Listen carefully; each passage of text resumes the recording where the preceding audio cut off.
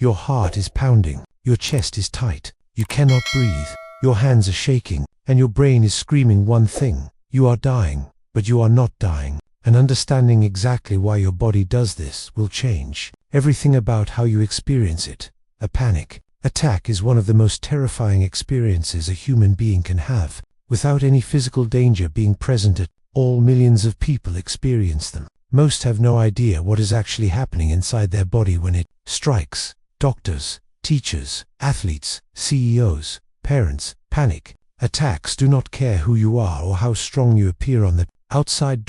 And for the people who have never had one, understanding the biology will make you a better human to those who have. This is not weakness. This is not drama. This is your ancient survival biology, firing at full force in completely the wrong situation. This is the real biology behind every panic attack. To understand a panic attack, you first need to understand the system that triggers it, your brain's threat detection network. Deep inside your brain sits the amygdala, two small, almond-shaped clusters that act as your personal security alarm system. The entire job is to scan your environment for danger, and when it finds something suspicious, it fires an emergency signal instantly. This signal bypasses your rational thinking brain entirely. It moves faster than conscious thought, faster than logic, faster than reason. In people who experience panic attacks, this alarm system has become hypersensitive, firing emergency signals at things that pose absolutely no real threat. But once that signal fires, what follows is completely automatic. Your body takes over, and it does not ask for your permission. The moment the amygdala fires, it sends an emergency distress signal to your hypothalamus, the command center of your body. Your hypothalamus immediately activates your sympathetic nervous system, the division of your nervous system responsible for fight or flight. Within seconds, your adrenal glands receive the signal and release a massive surge of adrenaline directly into your bloodstream. Adrenaline is the most powerful natural stimulant your body produces, and in a panic attack it floods your system all at once. Your heart rate can double or even triple within seconds, from a resting 70 beats per minute to over 180 almost instantly. This is why the very first thing people feel in a panic attack is that terrifying pounding in their chest, and why so many believe they are having a heart attack. At the same time your heart explodes into action, your breathing changes completely and dramatically. Your body switches from normal breathing to rapid shallow breathing, called hyperventilation, to pull in more oxygen for the expected physical fight. But here is the cruel twist. Hyperventilation does not increase oxygen in your blood. It actually drops your carbon dioxide levels to low. Low carbon dioxide in your blood triggers a second wave of terrifying symptoms: dizziness, tingling in your hands, numbness in your face. Your brain interprets this dizziness as confirmation that something is seriously wrong, which triggers even more panic, and the cycle tightens. This is one of the most devastating mechanics of a panic attack. Your body's response to panic creates symptoms that make the panic worse. Adrenaline also triggers your pupils to dilate, widening dramatically to let in more light so you can spot danger faster. This sudden change in vision can make everything look slightly unreal, too bright, too sharp, or strangely distant. Many people describe this as feeling like they are watching themselves from outside their body, a sensation called depersonalization. This is not you losing your mind. This is your brain flooding with stress chemicals and temporarily altering your perception of reality. While your heart and lungs go into overdrive, adrenaline is simultaneously doing something dramatic to your muscles. Blood is redirected away from your digestive system and skin and flooded into your large muscle groups. Your body is preparing to run or fight. This is why people go pale during panic attacks. Blood has literally been pulled away from the skin's surface to feed the muscles.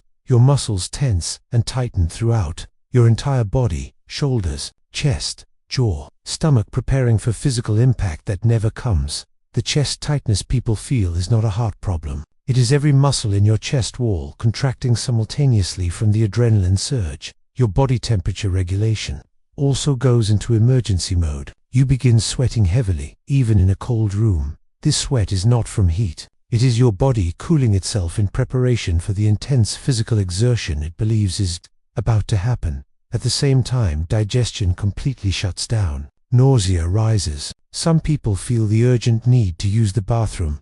the body jettisoning weight for speed, and then the shaking begins. Your muscles have been flooded with energy and tension, with nowhere to release it, so they tremble. The shaking, the sweating, the nausea, the chest pain, all happening simultaneously, is why panic attacks feel so catastrophically physical. Most panic attacks reach their absolute peak intensity within about 10 minutes of starting. This is important to understand. At the peak, every symptom is at maximum intensity simultaneously. This is the moment most people become convinced they are dying. But here is the biological truth that changes everything. Your body physically cannot maintain this level of adrenaline indefinitely. Your body's emergency systems are expensive to run. They burn through fuel rapidly, and within minutes, they begin to exhaust themselves. Cortisol, released shortly after adrenaline, actually begins to dampen the stress response. Your body starts working to bring itself back down. This is why panic attacks, no matter how terrifying, almost always end on their own within 20 to 30 minutes. When the panic attack ends, you do not feel relief. You feel completely and utterly destroyed. Your body just ran a full physiological sprint without moving an inch. Every system that fired at maximum is now crashing back down. The exhaustion after a panic attack is real, physical, and total. Muscles ache. Mind is foggy. Emotions are raw and exposed. Many people cry after a panic attack ends, not because they are sad, but because their nervous system is releasing the enormous tension it just carried. Here is why panic attacks become a cycle for so many people. After the first attack, the brain learns to fear the symptoms themselves. The next time your heart beats slightly faster, from coffee, from exercise, from excitement, your amygdala recognizes it and fires again. This is called the fear of fear. Your own bodily sensations become the trigger, and it creates a prison that is very hard to escape alone.